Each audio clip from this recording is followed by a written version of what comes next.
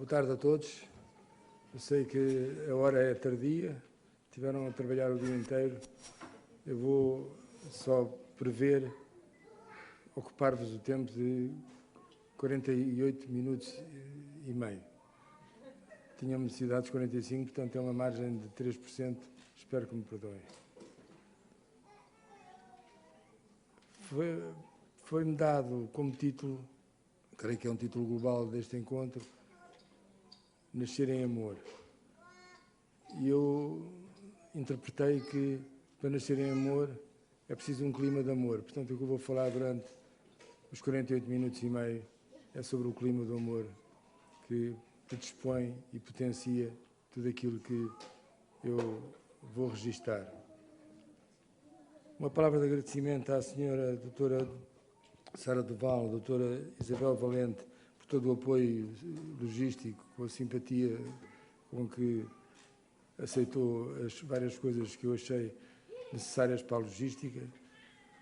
Uma palavra especial de agradecimento ao Dr. Mário Santos, não é? Não estou enganado.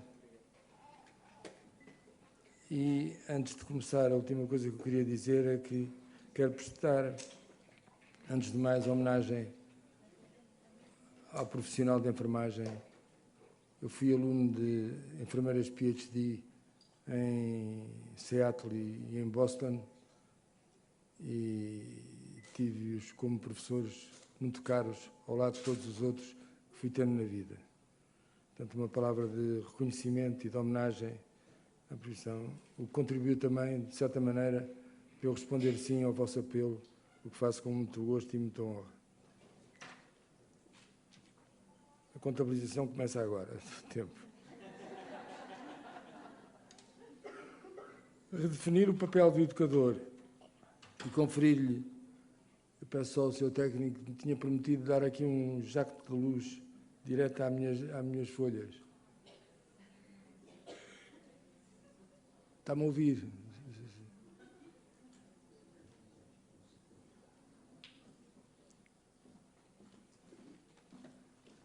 Ele disse-me que podia pôr o foco de luz com a intensidade que eu quisesse. Eu quero o mínimo, mas preciso de ler.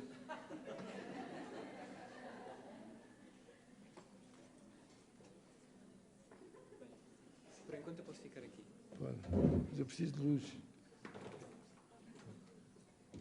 Consegue ler melhor assim? Com esta luz assim? Foi alguma... Não, com esta posso ir lendo, mas... Ok. Mas você fez alguma penitência hoje? Não. Pronto, já está. Ah, tá, obrigado. Ok. Bem-aja, obrigado. Redefinir o papel de educador e conferir-lhe a missão de ser referência será, porventura, o grande desafio dos nossos dias.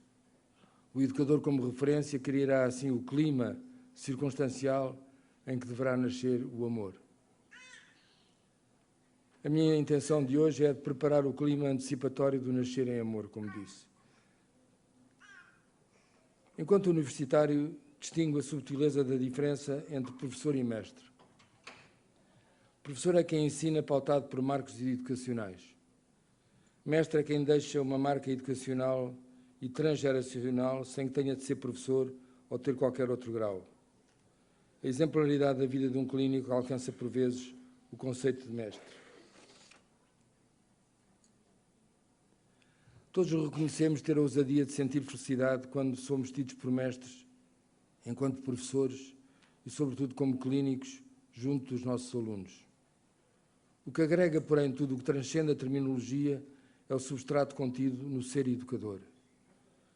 Disse-o e escrevi na minha lição de jubilação que cada vez há mais tocadores de flauta e cada vez menos mestres, tal a designação como Platão comentava esta assimetria.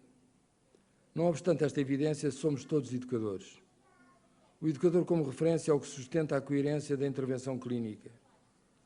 Encontro-me como educador nas incontáveis vivências clínicas que guardo como relíquias da minha memória.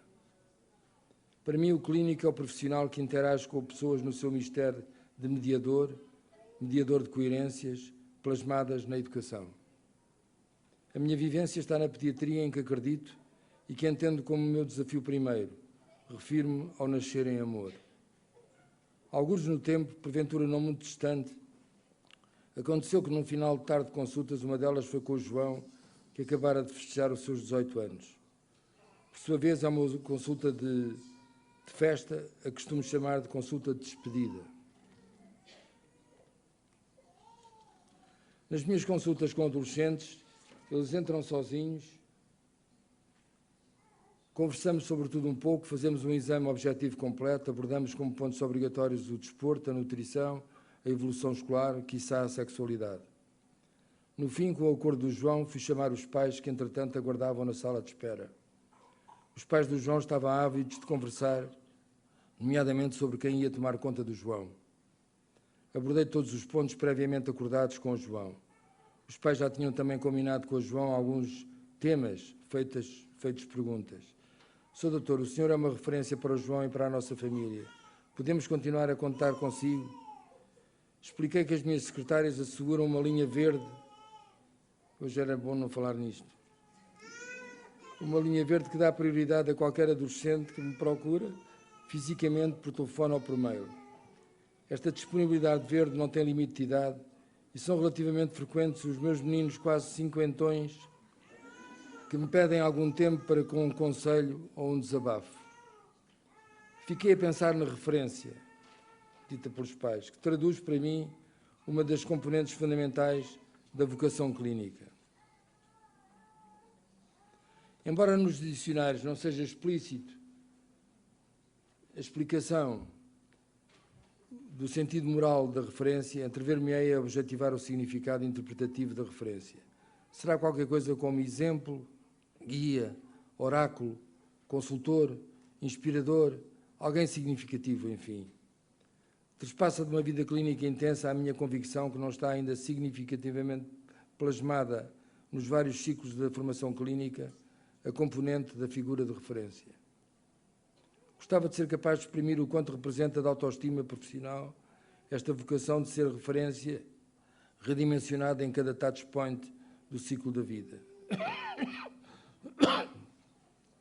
Uma profissão clínica humanizada pressupõe uma verdade inerente às diferentes etapas de um desenvolvimento moral: simpatia, empatia, tolerância, respeito, altruísmo.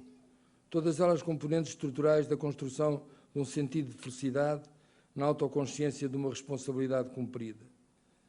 Cada um de nós traz já guardado neste sentido de felicidade, convictamente e orgulhosamente, o segredo confessado de alguns dos nossos internos que escolheram ser pediatras na projeção da nossa desconhecida influência enquanto referência. Outra dimensão deste construto de referência é-nos garantida pelos resultados de alguns dos nossos estudos. Uma investigação que publicámos em 95 no American Journal of Development and Behavioral Pediatrics, apurámos que as mães do nosso grupo experimental, com quem tivemos a oportunidade de conversar durante cerca de 7 a 8 minutos ao terceiro dia de vida dos seus filhos, sobre as suas competências sensoriais, emocionais, todas as competências dos seus bebés, em contraste com os mesmos 7 a 8 minutos porém gastos numa conversa clássica, diria tradicional, com as mães pertencentes ao designado grupo de controle. Apurámos, dizia, que as mães do grupo experimental, 9 anos depois, guardavam indeléveis, fiavelmente recordadas, as exatas palavras e menções que o pediatra tinha tido com elas, repito, 9 anos atrás. Inerentes aos propósitos do estudo, aquele pediatra, enquanto membro de uma equipa de investigação, terá operacionalizado na mente daquelas mães algo que terá despertado os working models a que Bowlby se referia, enquanto evidências de uma cascata de efeitos projetados ao longo de uma maternidade que eu diria eterna. O pediatra componente daquela equipa de investigação terá sido uma referência para aquelas mães que terão construído, a partir de algo que para elas foi tão sensível e influente, um inesquecível sentido de coerência, ditado tão só por um recordado que foi referência.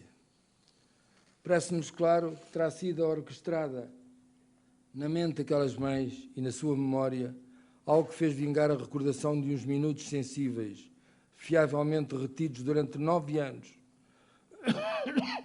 peço perdão, numa parentalidade certamente repleta de outras vivências felizes. Já era adquirido para os filósofos gregos que a felicidade não seria tão só um presente divino, mas essencialmente também a consequência de algo acontecido. A felicidade consistia assim no modo como cada um tiraria partido das condições circunstanciais da sua vida.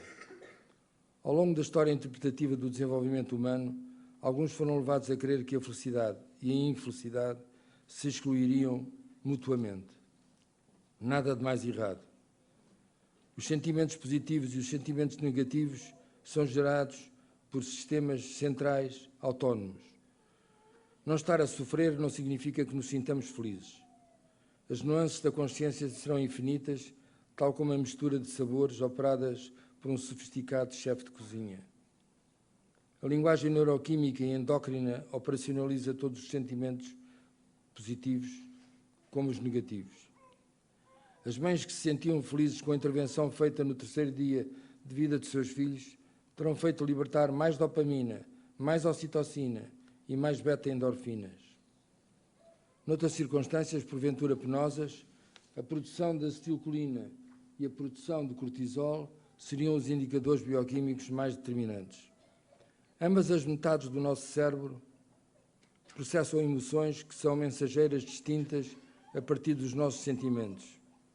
Não queremos de modo nenhum dizer que o prazer tem centros distintos. Queria pôr para trás. Okay.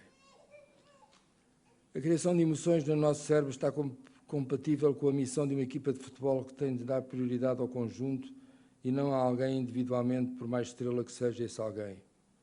Toda uma parentalidade apaixonada que entendemos dever ser apoiada e até proporcionada logo nas primeiras horas ou semanas de vida. Eu creio que hoje o programa de hoje, não sei se também o de ontem, foi extenso nesta matéria.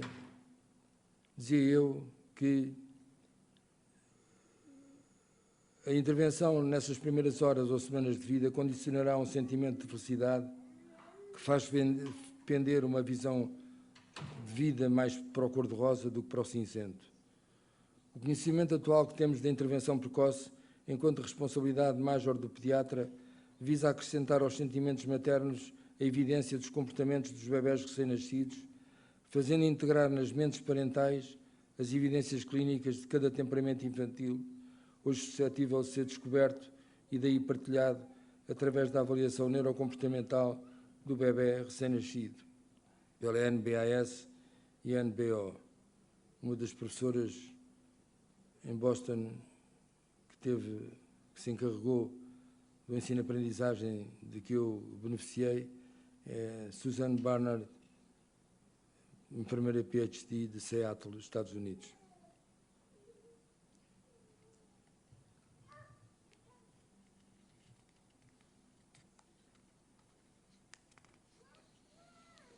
Foi demonstrado que bebés com mais atividade no córtex pré-frontal direito choravam mais quando temporariamente sozinhos e eram também menos consoláveis quando de retorno à proximidade da mãe. Por outro lado, os bebés com dominância esquerda choravam menos e eram capazes de um autoapaziguamento fácil.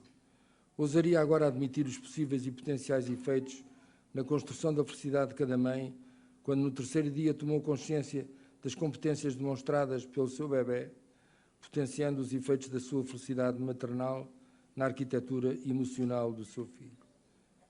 Como sabemos, mais de 100 bilhões de sinapses, mais do que as estrelas da Via Láctea, operacionalizam em cada neurónio sinais, porventura alguns contraditórios, mas que no seu conjunto determinam a intersubjetividade de uma relação.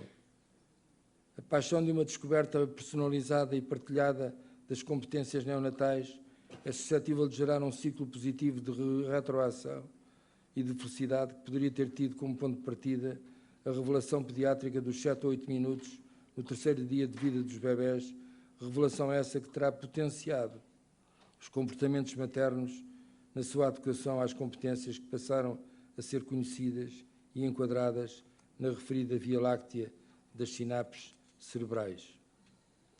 Hoje em dia entendemos como fundamental uma viagem ao longo do neurocomportamento do bebê, que propomos ser partilhado com os pais, feita essa avaliação, nos poucos dias em que a mãe permanece na maternidade.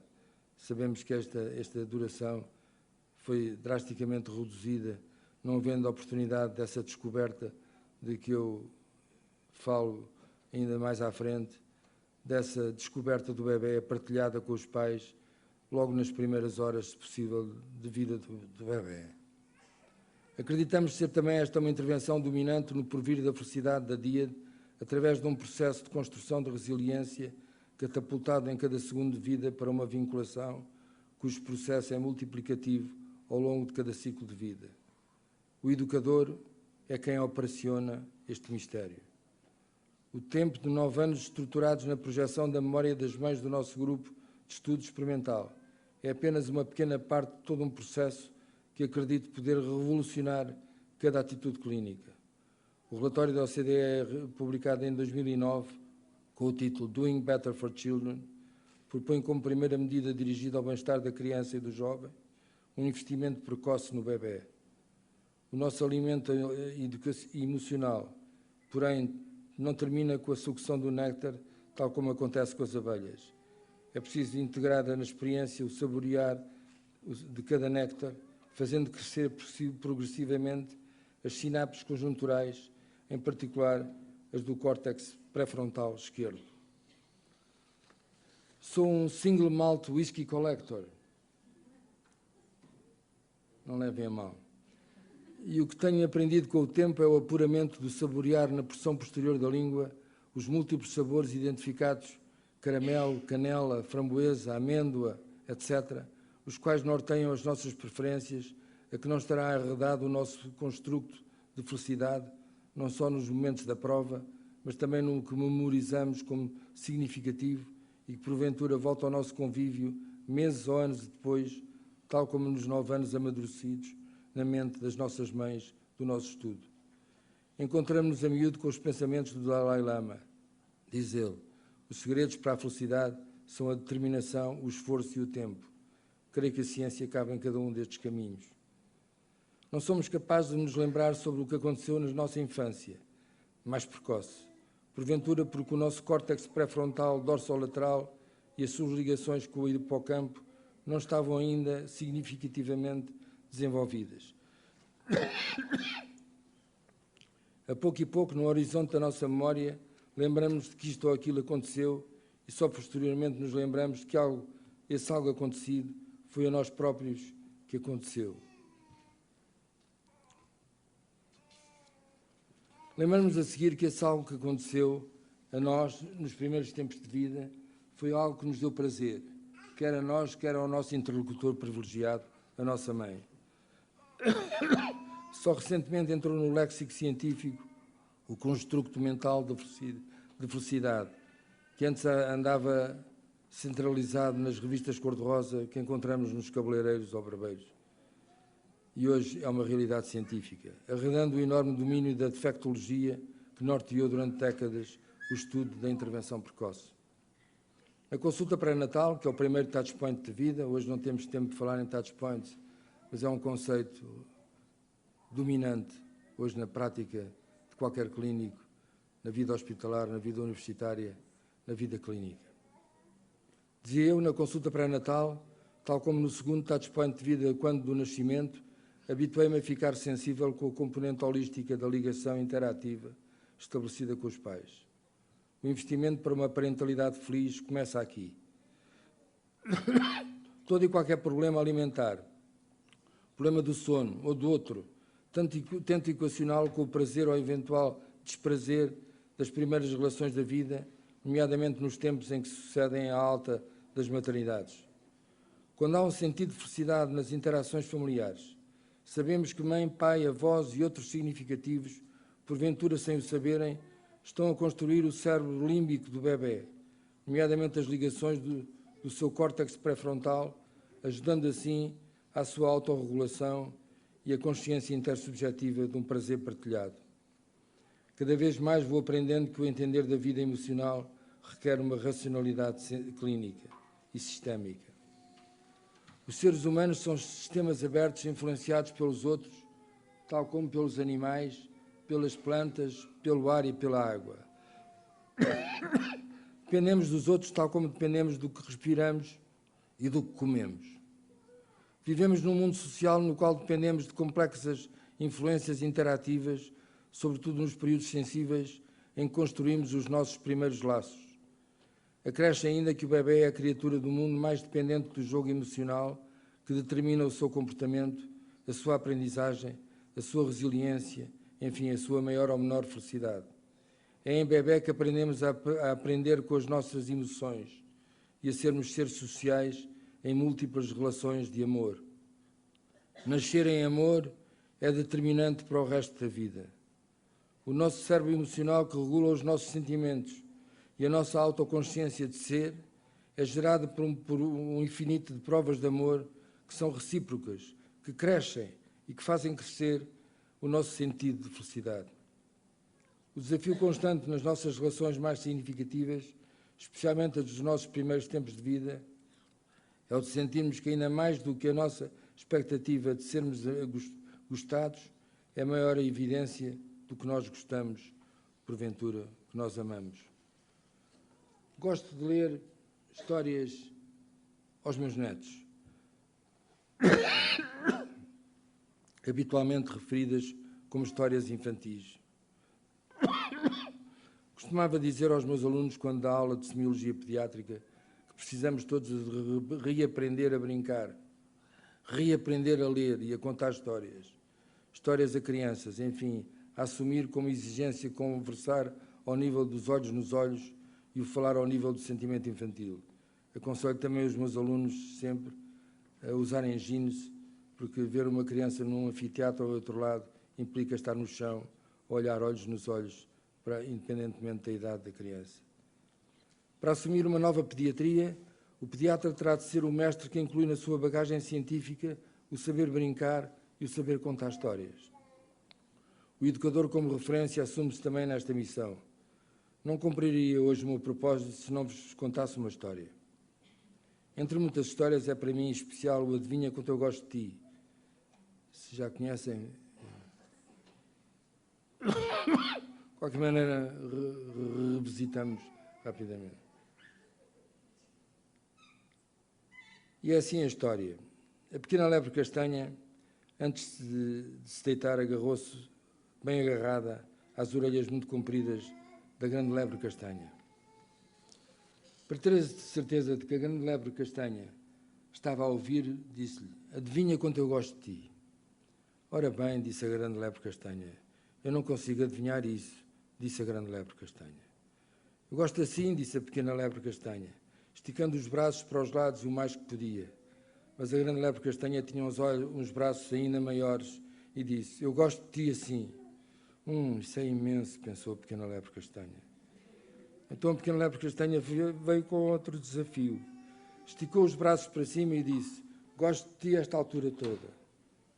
Esticando-se quando podia, disse a grande lebre castanha: e eu gosto de ti toda esta altura toda. É mesmo alto, disse a pequena lebre castanha. Quem me dera ter uns braços assim. A pequena lebre castanha não desistiu. Gosto de ti até onde eu consigo saltar, riu-se entusiasmada a pequena lebre castanha. Entretanto, eu precisava que isto... Vou tentar ajudar só um bocadinho. Experimente lá agora. Oi? Desculpa. Vamos tentar aqui. É só carregar isto. Não é mais fácil? Este aqui. Deve ser neste espelho. Neste só.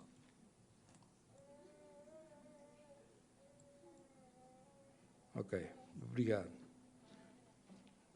Gosto de ti até onde consigo saltar,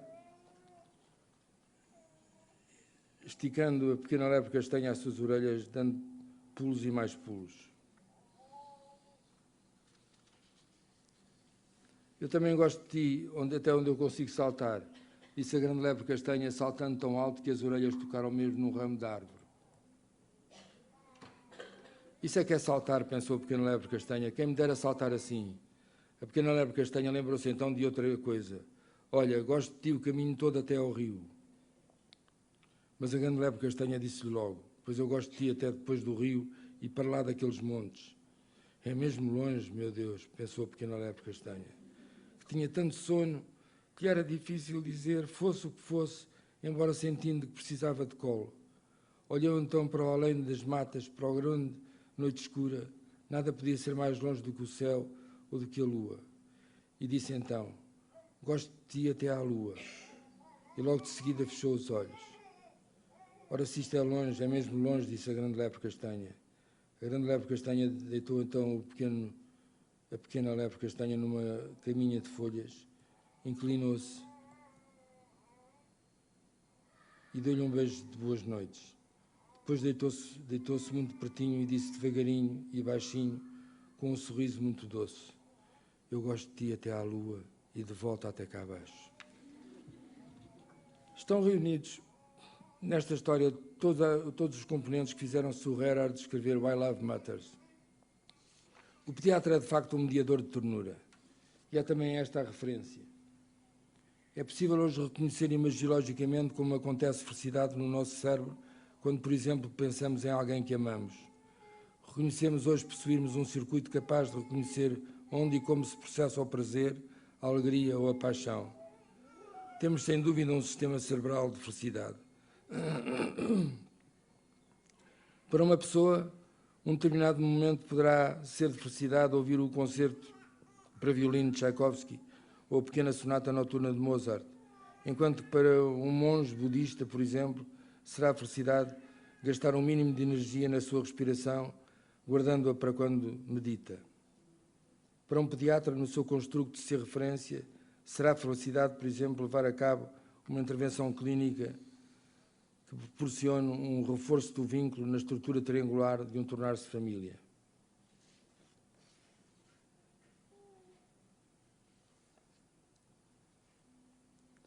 Gostaria só de sublinhar um aspecto. Pensamentos, recordações e esperança, por si sós, não nos permitem ter emoções.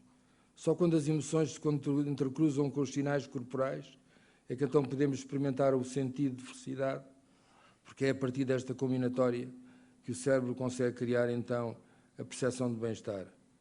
A felicidade constrói-se com as nossas experiências corporais, combinadas totalmente com a nossa imaginação, com o nosso pensamento, com o nosso sentir. Será este apenas mais um acrescento no paradigma da descoberta comportamental de um bebê com horas ou dias de vida. Com a NBO, Neonatal Behavior Observation, somos capazes de chegar aos quase 100% da descoberta da pessoa, que neste caso é um bebê. Ser capaz de decifrar as competências, as forças e também as vulnerabilidades de cada bebê. Decifrar como ele regula o seu stress, tremores, sustos e alterações da cor da pele. Descobrir, eventualmente, como ele controla os seus estados de consciência. A sua motricidade para poder chegar ao âmago do seu desafio, que é o poder seguir um sorriso ou uma bola encarnada. De poder olhar compenetrado para a nossa cara, imitar a nossa boca aberta, ou a nossa língua de fora, para depois voltar mais organizado e com mais resiliência para a viagem que cada bebê adora fazer na repetição do que brinca com a sua mãe ou com o seu pai. Ser capaz de tudo isto, enfim, é o que nos desafia na nossa própria prática clínica. O novo desafio do pediatra de hoje é o de ser um mediador de paixão. Presumo que sabemos ser o veículo de uma construção familiar e segura. Em maio de 2014, em parceria com a Fundação Carlos de Gulbenkian, organizámos uma reunião científica internacional, porventura a primeira no mundo, dedicada à felicidade. Valuing Baby and Family Passion Towards the Science of Happiness. O pediatra é, por excelência, um educador, que passará por esta missão fundamentalmente a sua vocação de ser referência, em função da sua criatividade, da sua capacidade de ser agente de mudança, de ser tolerante, de ser, enfim, exemplo. Aqui um E saltou para baixo. É por ser um promotor de novas criatividades que o pediatra é também um agente de mudança e, nesta coerência, um mestre. O ensino-aprendizagem da mudança é algo que exige tempo e aquilo que chamo de sabedoria de espera. Esperar, todavia, é um pressuposto de tolerância. É um dos paradigmas da referência. Tolerância é, para mim, uma das etapas da construção do desenvolvimento moral. Ser tolerante é respeitar as diferenças, admitindo um espaço e um tempo para cada outro. E é este o fundamento primordial do respeito. Albert Schweitzer definiu o respeito deste modo acutilante. Dar o exemplo não é a melhor maneira de influenciar os outros. É a única. Dar o exemplo, fundamentando na criatividade e na tolerância, implica ser um agente de mudança. É o bebê, a criança e o jovem que nos ensinam o que é mudança na perspectiva dinâmica do desenvolvimento humano.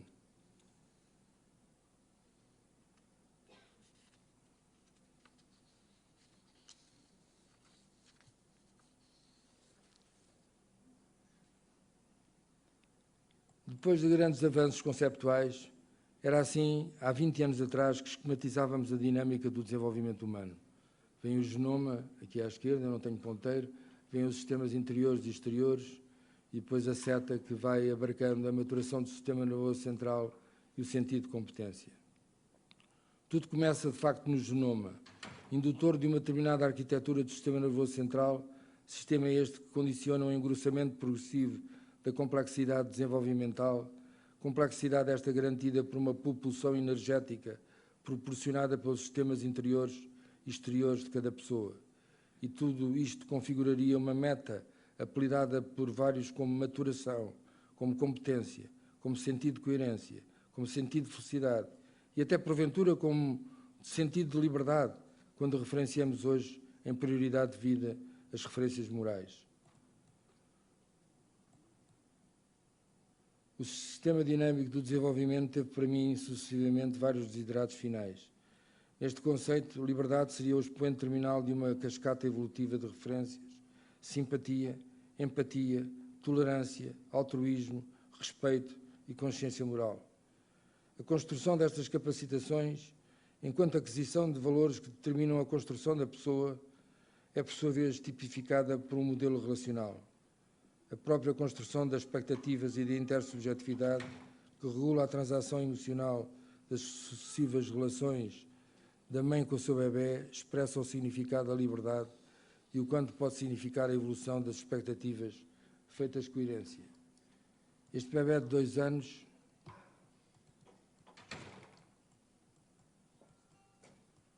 queria voltar atrás só. Voltar para trás, não é? É. Obrigadíssimo. Este bebê de 2 anos adquire o valor da liberdade quando a sua autonomia cognitiva, emocional e social lhe garante a capacidade de poder regular o transfer intersubjetivo da sua pessoa relacional. Mas voltemos um pouco atrás. Toda a história transacional envolvendo genotipo e embiotipo trouxe-nos, entretanto, o conhecimento de que tanto os sistemas interiores como os exteriores serão como que abstrações, enquanto referências estáticas, porque será o todo que, efetivamente, transaciona a história, valores, referências e expectativas de liberdade em cada touchpoint da vida. Este todo não é, porém, um contínuo linear. A grande diferença na nossa interpretação, na definição do que era desenvolvimento humano há 20 anos atrás e o que é agora, é passarmos de uma trajetória linear para uma linha quebrada. Isso até parece ridículo, mas é de uma importância transcendente. É esta linha quebrada que dá lugar às desorganizações, às crises, de que depois, na pressão horizontal, dá a oportunidade da reorganização, do composto, do controle daquilo que, porventura, foi crise há pouco tempo. E neste mistério, nesta evidência, entendemos de outra maneira tudo o que pode acontecer a um bebê, nomeadamente a construção da sua afetividade, a forma como ele domina o stress, as cólicas que toda a gente fala do bebê, etc. Não temos tempo hoje para isso. No nosso conceito atual, porque inspirados por Brazelton, entendemos não ser o desenvolvimento, como disse, uma mera linha contínua de acontecimentos, mas outro sim uma alternância de acelerações e de pausas, traduzindo sucessivas desorganizações e reorganizações funcionais. O complexo dinâmico que estrutura as relações interpessoais assimila este modelo de linha quebrada, viabilizando a aprendizagem na interiorização das etapas do desenvolvimento referencial, nas oportunidades de cada pausa. Toda a ontogenia do comportamento social, fundamental para se entender o estar bem, designadamente a educação, se quiserem para extensivo, ou nascer em amor, ou viver em amor, como queiram, pressupõe o modo como cada pessoa vai construindo as suas relações mais significativas, nomeadamente a que primeiro estabelece com os pais, com os avós, com os irmãos e sucessivamente com os seus prestadores de cuidados, com a enfermeira, com a educadora, com o médico e os terapeutas todos, se quiserem incorporar. Com todos, no fundo, os que intervêm em cada passo na sua educação. Sabemos que o bebé constrói, de facto, desde as suas primeiras relações, modelos interpretativos de si próprio e dos outros, modelos estes que vão influenciar todas as suas futuras transações sociais.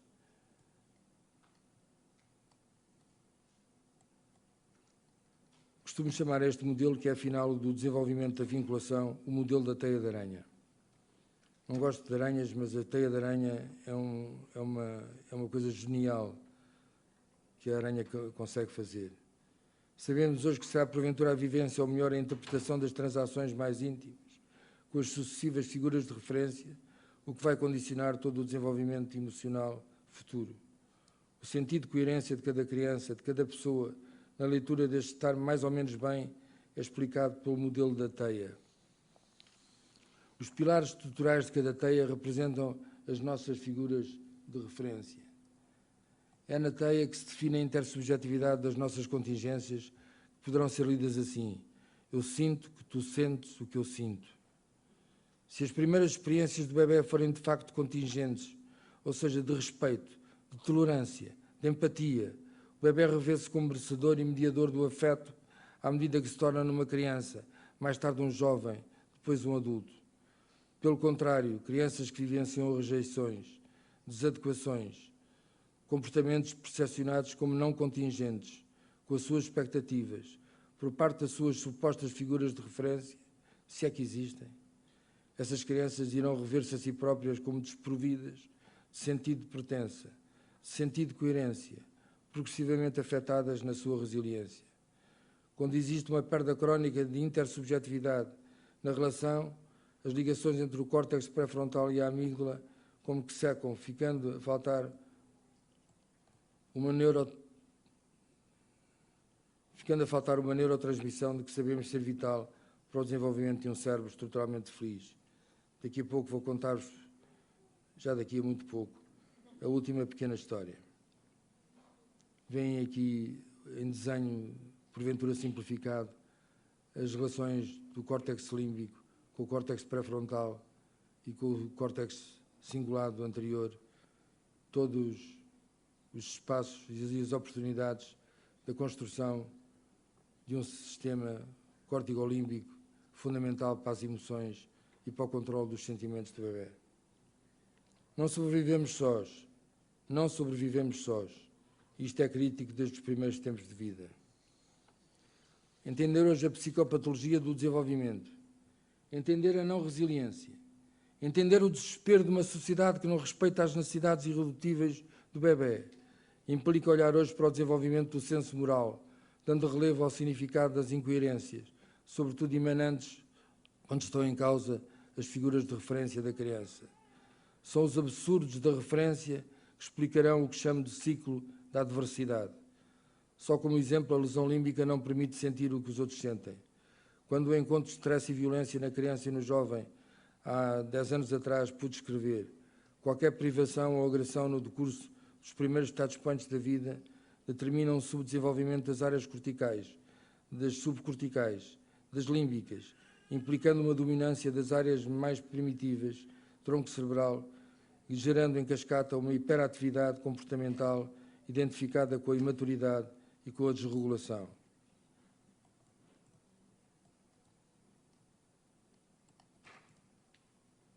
Em suma, será racional entender a mediação do sistema nervoso central a partir de uma relação dinâmica entre as áreas mais primitivas do cérebro, correspondentes a uma atividade mais excitatória, e as áreas corticais e subcorticais mais envolvidas pela atividade moduladora do comportamento relacional.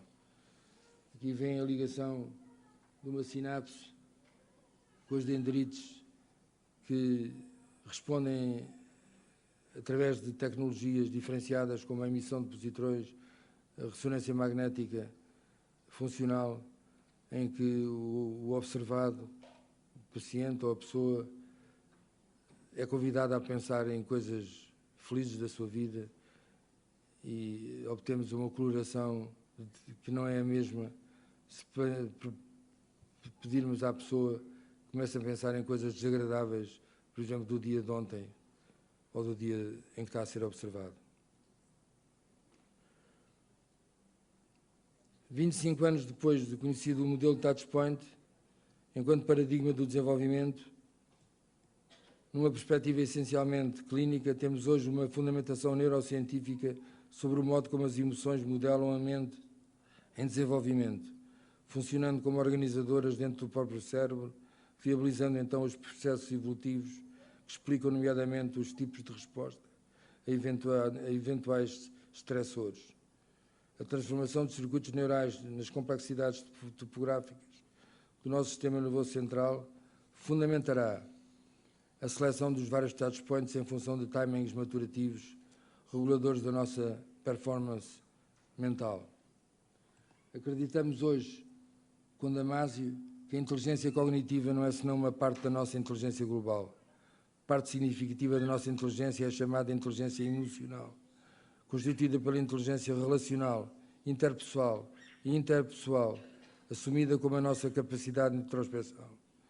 Este bebé de 6 meses chora de felicidade ao ouvir a mãe cantar para ele.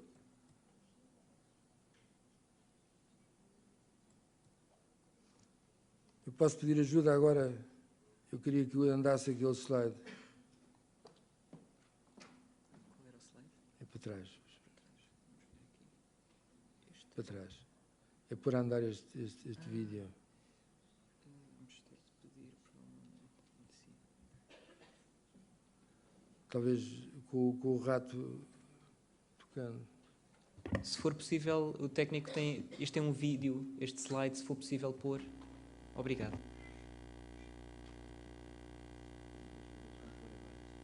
Abriu aqui. Mommy's gonna sing you a song. You want Mommy to sing a song, honey?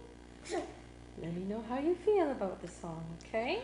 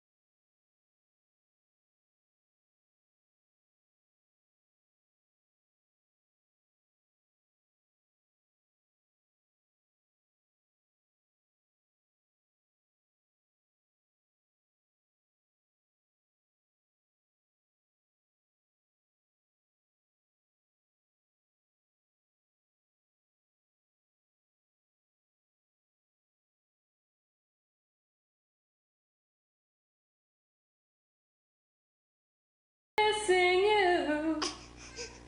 Oh, you feel the pain in the song, eh, honey? With tears. Creio que todos os que estarão aqui hoje já terão chorado de amor alguma vez na vida. Okay, Mommy's done. You okay? It's just a song. It's just a song, honey. Francisco Sanches, um filósofo português do século XVII, escreveu que é inato ao homem o querer saber, a poucos é dado o saber querer, a menos ainda o saber. Eu acrescentaria que a raros é dado o saber emocional. A função das emoções é a de sinalizar aos outros o que sentimos. Eu sinto que tu sentes o que eu sinto. Há 20 anos atrás, falar de emoções era próprio dos filósofos e dos artistas, estes representando as emoções através das cores e das fantasias oníricas a que são hoje testemunho clínico do que acreditamos. Seurat, conhecem com certeza um impressionista célebre, antecipou de um século esta imagem que se confundiria hoje com uma imagem de sinapses.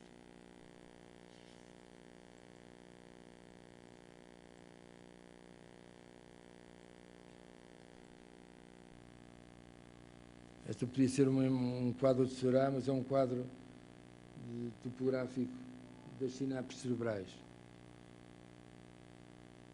Sabemos possuir dois circuitos centrais não complementares, mas distintos e operativamente específicos.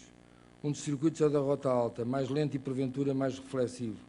Ele é mediado por sistemas neurais que operam superiormente de forma metódica, consciente e prevista. O outro circuito de rota baixa opera automaticamente e sem esforço a uma velocidade incrível. É o circuito emocional. A rota baixa não nos permite tomar decisões. Uma decisão emocional é uma plena impossibilidade. Reparemos, de qualquer modo, o que envolve cada circuito do sentimento. No seu livro A Expressão das Emoções do Homem nos Animais, publicado em 1872, Darwin descreve bem o que é a rota rápida cerebral. Numa jaula de cobras, num jardim zoológico, Darwin encostou a cara até ficar colado ao vidro espesso desta jaula, onde estava uma cobra enorme, venenosa. Ele tinha intuído previamente que não recuaria se porventura uma destas cobras avançasse na direção da sua cara. Porém, perante a evidência de uma efetiva aproximação, deu um salto para trás de mais de 2 metros. O que aconteceu? Apesar dos pressupostos de não risco, o tálamo enviou para a amígdala a imagem cobra e a amígdala fez saltar a ordem foge, desta feita traduzida num salto de 2 metros. Uma lesão da amígdala inviabilizaria esta expressão emocional que incorpora o medo e a fuga para a sobrevivência. O clínico é hoje também um mediador de adaptação ao stress infantil e ao stress familiar. Fala ou deveria fazê-lo em cada consulta e é esta a via que inviabiliza a construção da sua referência como mestre e, de modo especial, como educador. Uma outra boa notícia que partilhamos hoje é de que, apesar de tudo, a função plástica do nosso cérebro proporciona redimensionamentos, muitos deles viabilizados pelas emoções. Cabe ao educador ser um mediador da esperança e do otimismo. Esta mediação é, de facto, tutelada pelas figuras de referência da criança. Os médicos, os enfermeiros, os educadores, os psicólogos, os professores, enfim, os mestres intervenientes na coerência de cada bebé, nos sucessivos serviços de educação, são figuras de referência e de sustentabilidade da segurança de cada teia.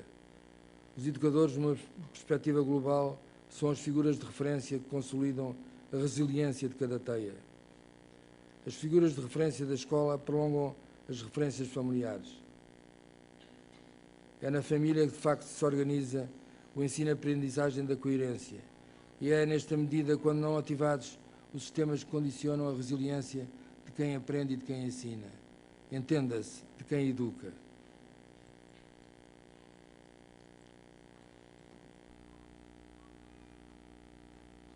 As estratégias de promoção do bem-estar na escola terão que ser assim redimensionadas dos projetos, das expectativas e da resiliência familiar. Entendemos todos que a escola é a supletividade de espaço e a complementaridade do tempo da própria família, representando um reforço da sua própria estabilidade e progressão.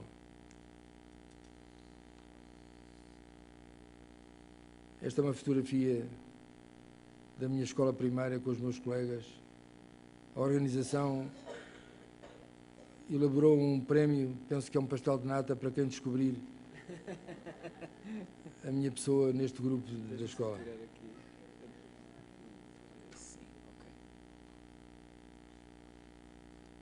Eu posso saber só quantos segundos ou minutos tenho? 2 ou 3?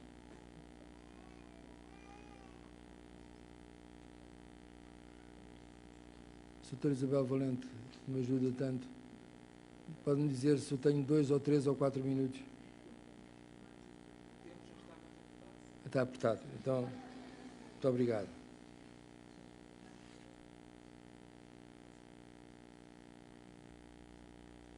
Lembramos dos pequenos nadas que induziram a nossa residência na Escola Primária Oficial, em que alguns tiveram a sorte de ser tutelados por mestres de disciplina e paixão. E foi o que aconteceu com o meu mestre, professor Abel Cardoso. Queria-vos, depois de falar da Escola de Valores, dizer qualquer coisa do que se passou hoje neste congresso e em muitos outros, em que muitos de vós são oradores e são interventores.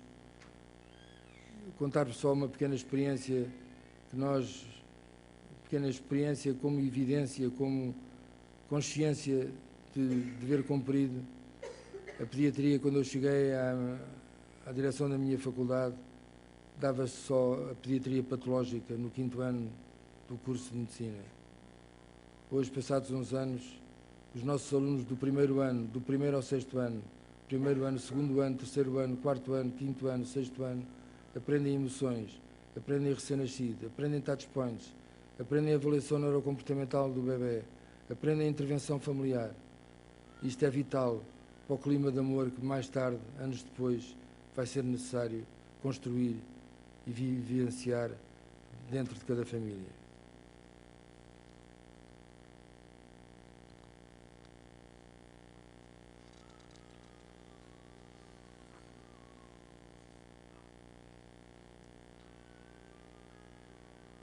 Não há ninguém que não tenha a sua história de resiliência projetada num negócio intimista de jogo, de força e de vulnerabilidades.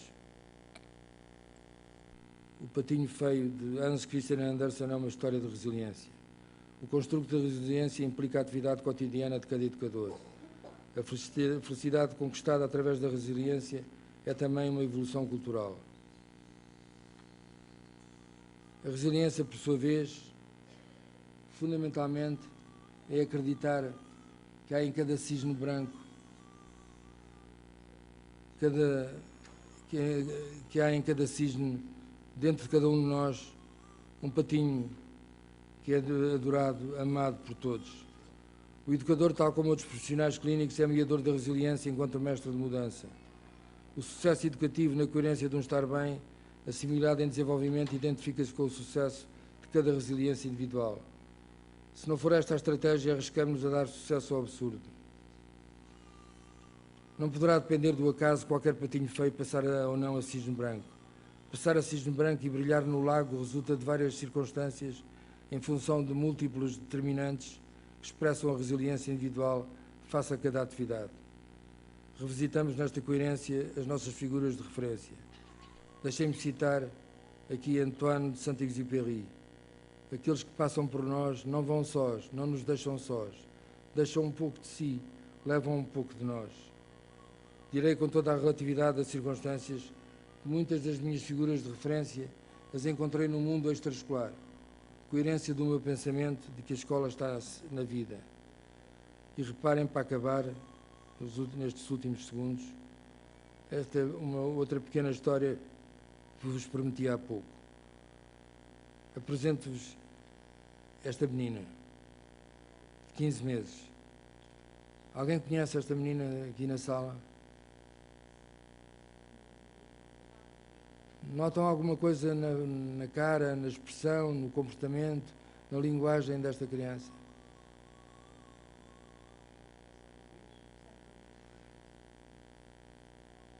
Então eu vou descrever-vos esta menina que tem 15 meses nesta fotografia. Nasceu de uma mãe mentalmente muito instável e incapaz, por múltiplas razões, nomeadamente financeiras, de tomar conta da sua filha. O pai da menina abandonou a família ainda antes do nascimento. A bebé foi para uma família de acolhimento, tendo sido vítima de vários abusos. Eles receberam-me com dureza e castigavam-me batendo-me com uma tira de couro. Só voltar atrás.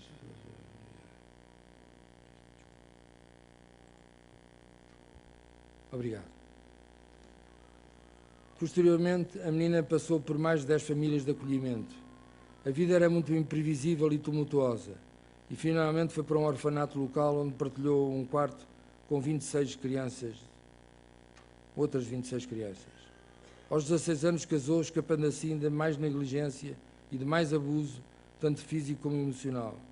Sentiu-se sempre não desejada, não merecedora de amor, e cresceu sem nunca ter visto preenchidas as suas necessidades emocionais. Teve seguimento irregular por psiquiatras em função da sua depressão gravíssima. Misturava a medicação com álcool, não tendo conseguido nunca um modo estável de vida de relação. Aos 32 anos estava convicta que iria casar com John Kennedy, presidente dos Estados Unidos da América. Mais uma vez a frustração era o seu único feedback. Aos 36 anos foi encontrada morta na cama por ter tomado uma overdose de barbitúricos.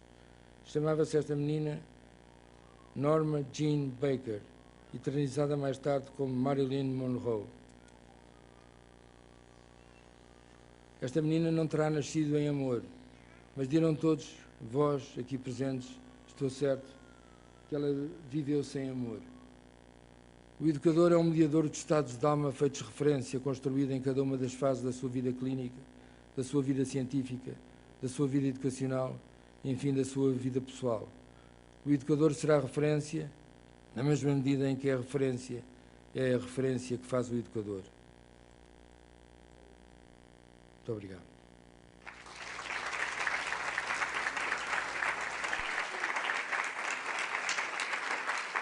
Obrigado.